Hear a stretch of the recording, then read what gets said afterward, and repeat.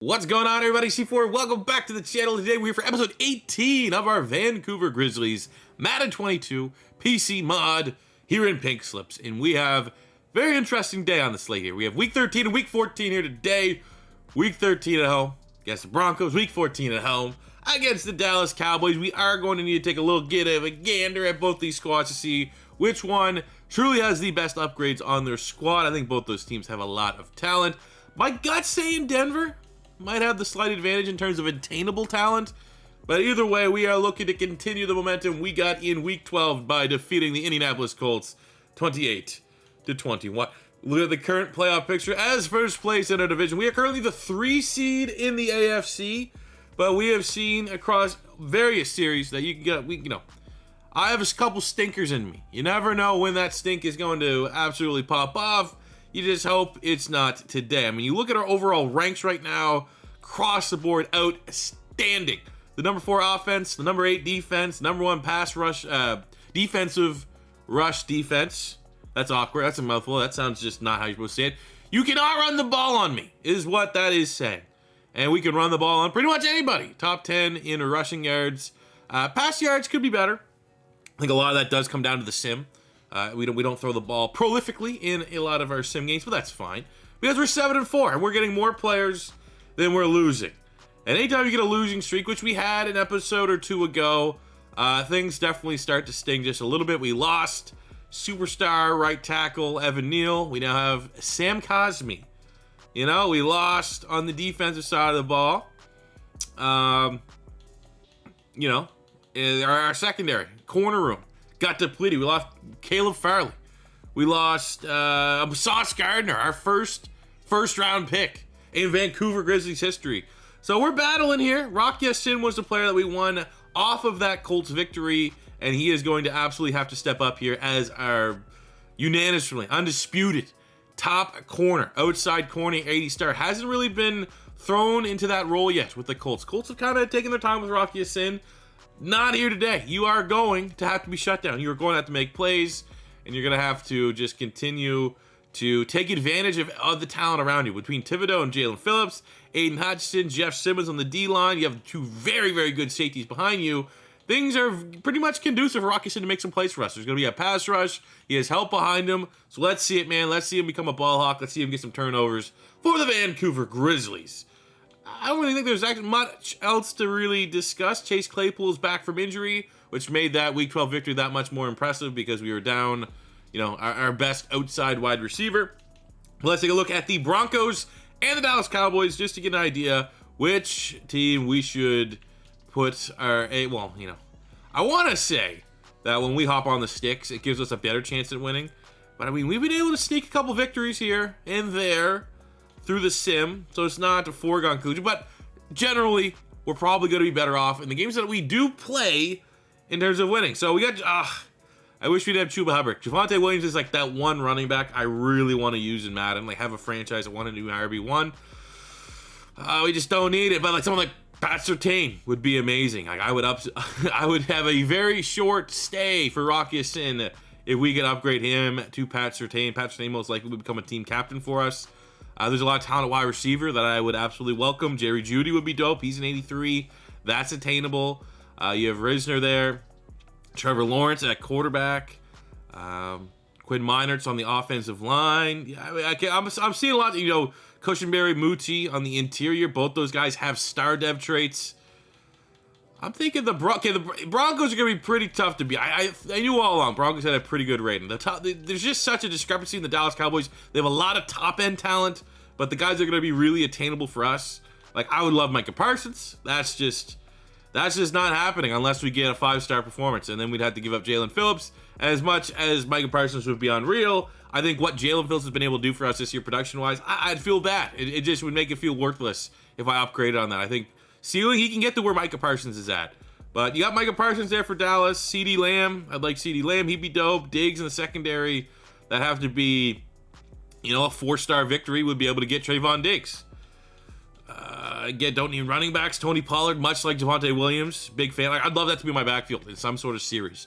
Javonte Williams, Tony Pollard, little smash and dash. We have, as we go down here, Keanu Neal. He's going to miss the game with injury. Malik Hooker. Biadish at center. Kamoko Toure. Tyler Lindenbaum at center. That could be a decent upgrade, but he's, what, 75 overall? So that would take, and there's no dev trait there.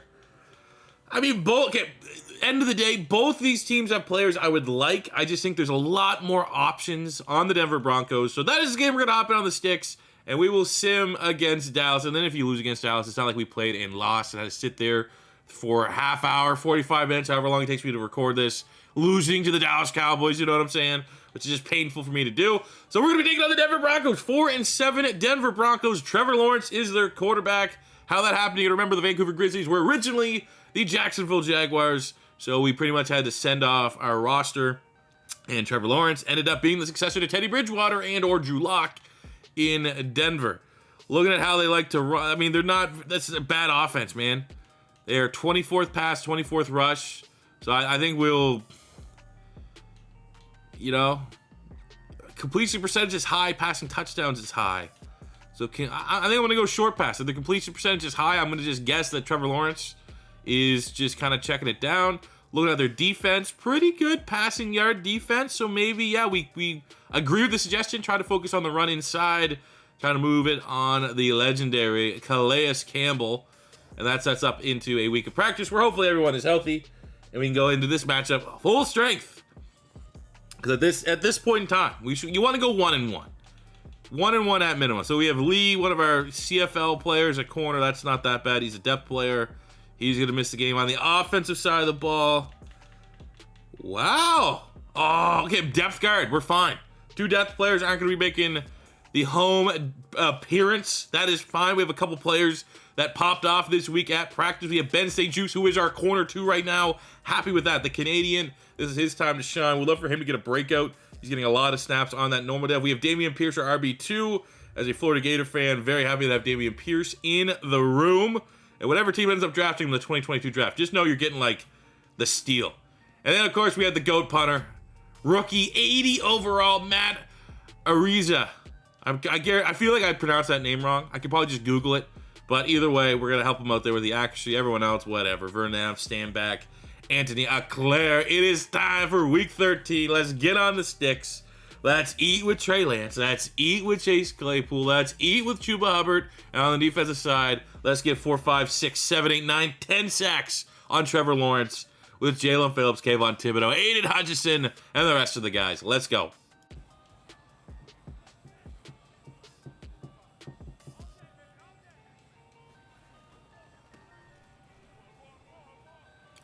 Oh, he's gone!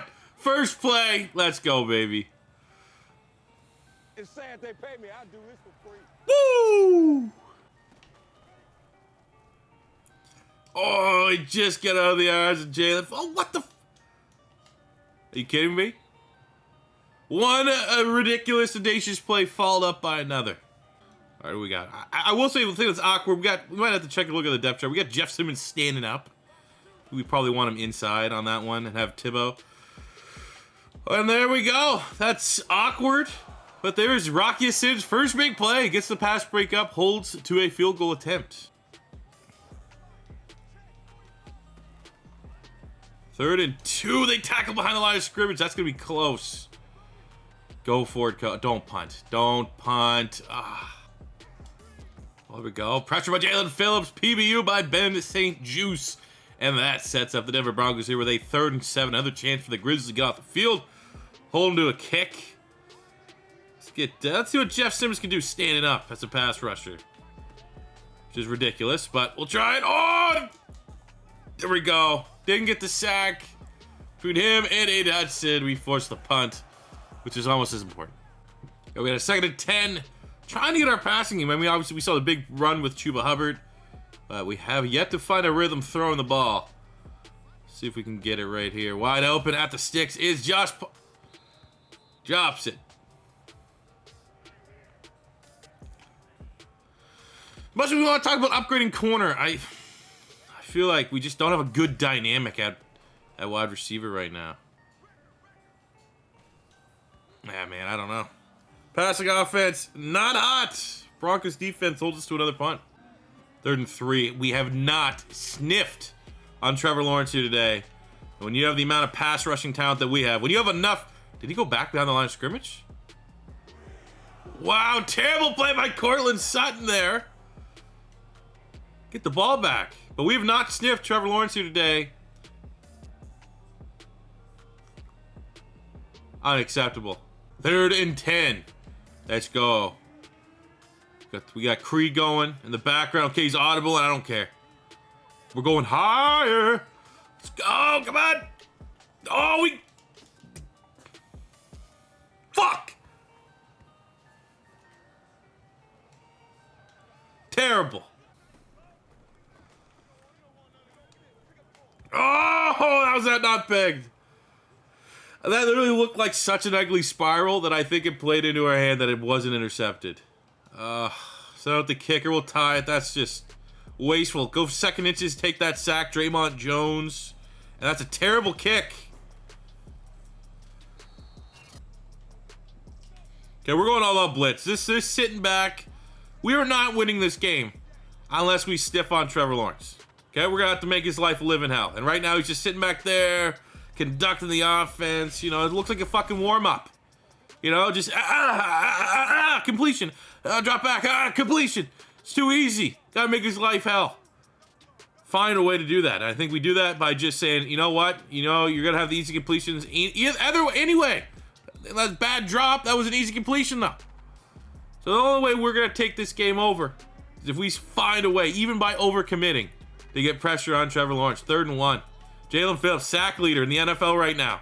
Lines him up, gets a late 15 because he's frustrated, and I don't blame him. Man, Trevor Lawrence is just not getting sacked today. 3rd and 10, need to stand here. Hold him to a field goal. Like, we're getting pressures. But, wow, just got body. He walked into a sack finally. Kayvon Thibodeau gets home. We'll burn a timeout.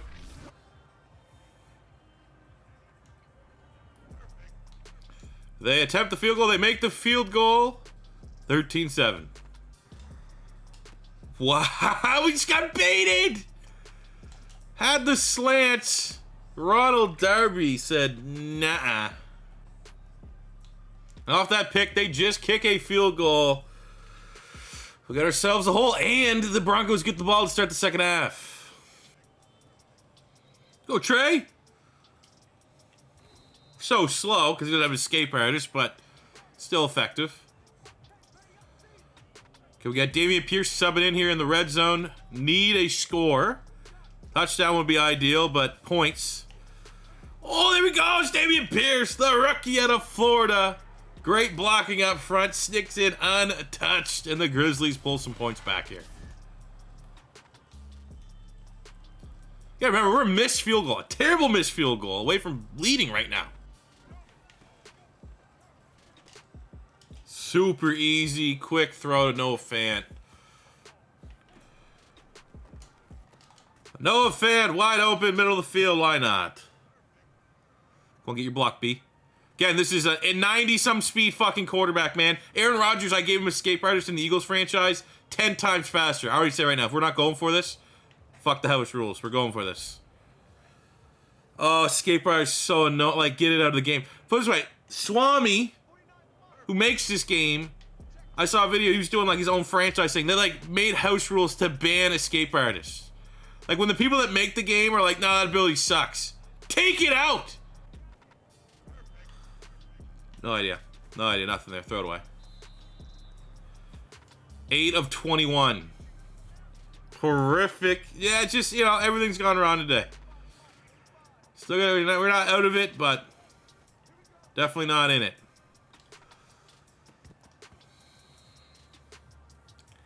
And there's a fucking linebacker covering Hunter Renfrow.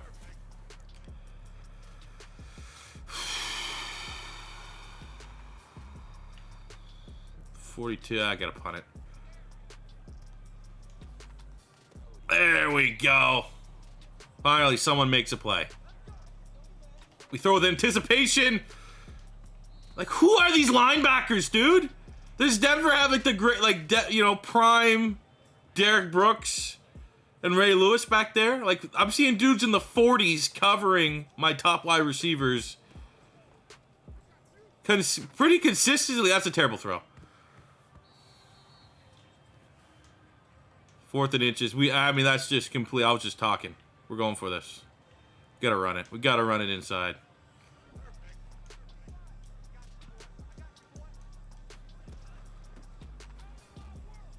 There we go. See it? Oh, and the... It's gonna be on Claypool at the end there for the fucking block. It's not even. Some, yeah, there you go. Some, oh, Jesus fucking Christ.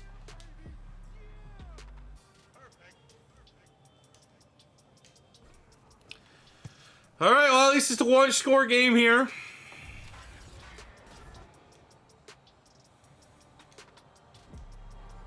Did the computer get us another? They do. I don't care. I'm defaulting the computer. It's not going to be like the Eagles franchise where I just completely give up. Because usually this is fun. But I'm not having a day here on defense. If I get the lead here, though, I will hop on defense. I don't want to just be like, well, you didn't really win the game. You had to go to the freaking, computer defense to get back in it. If we get the go-ahead, I'm going to play defense. We're going to have a drive of our lives to get a stop. Okay, of course, Trey Lance sucks, so can't hit any of these plays. 3rd and 10. Looking like a very quick 3 and out from the Vancouver Grizzlies. Can Kelvin make a ridiculous play? No. Got 27 running right with him. 27 is the best player on their team. Just want to see who 27 is because we do find a way to win. 27 has just been J-Ron Curse. Okay, just taking the game over. Come on, D. There you go. They deserve to win. Honestly. They deserve to win. Right team, better team's winning. Okay, complete passes. Drops, too. Like, when guys actually get open, they just drop the thing. Couldn't get pressure. Deserve it, loss.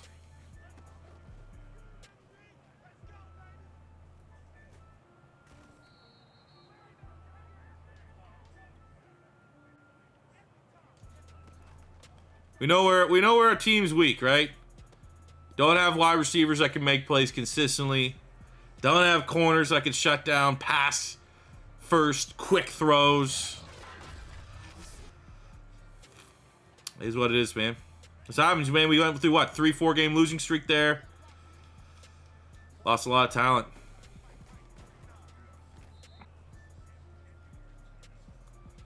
Quarterback super slow. Doesn't have any speed to his game. Even though let me just check here real quick while we're checking the depth chart. Quarterback just really slow, even though he's 87 speed, 9 acceleration. Just really slow. Not an athlete.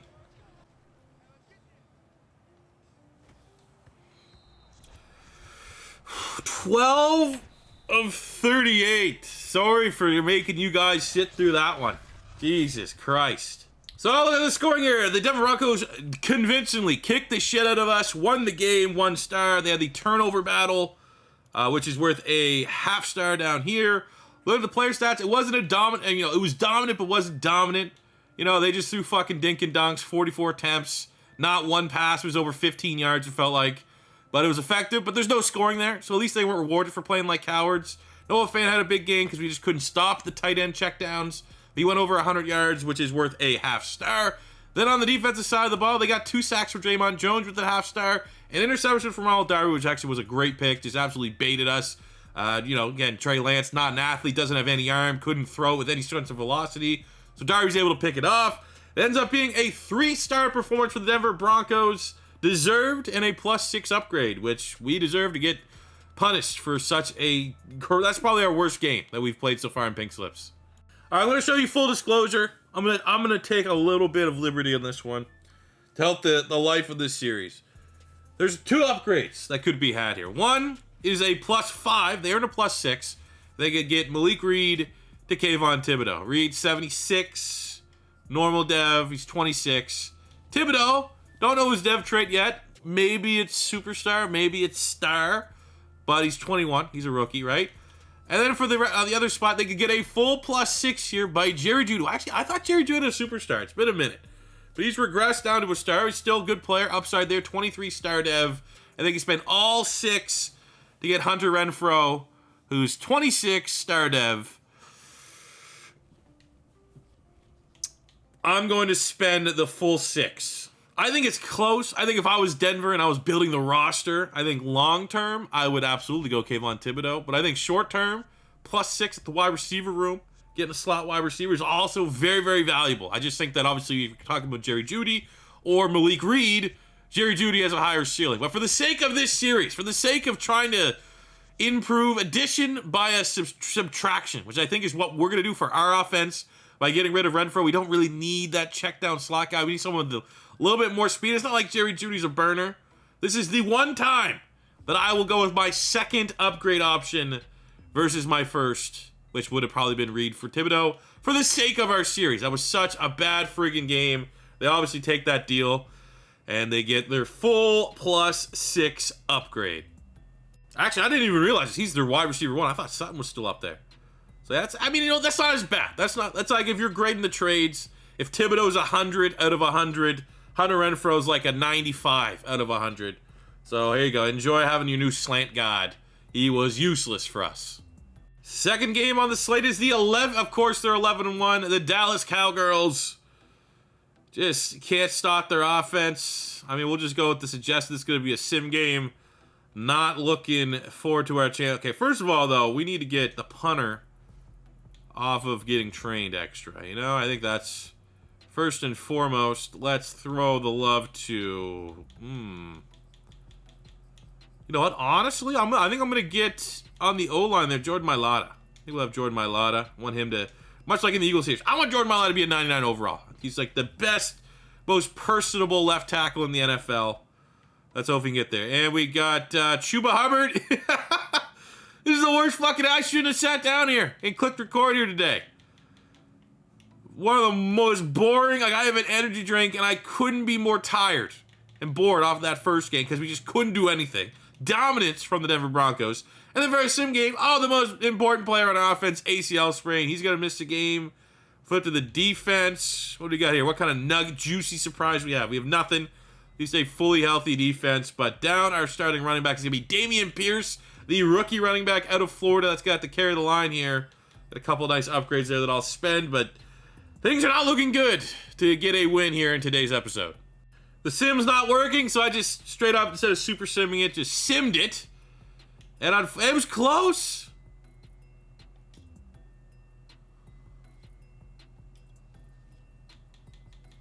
It was. I mean, we tried. 31-23. Put the, you know. They didn't kick the shit out of us like I thought they would. 460 to 420. Look at the player stats. Dak, 3 touchdowns, 2 picks, 1-1 for Trey Lance. You know, Dameon Pierce, you know,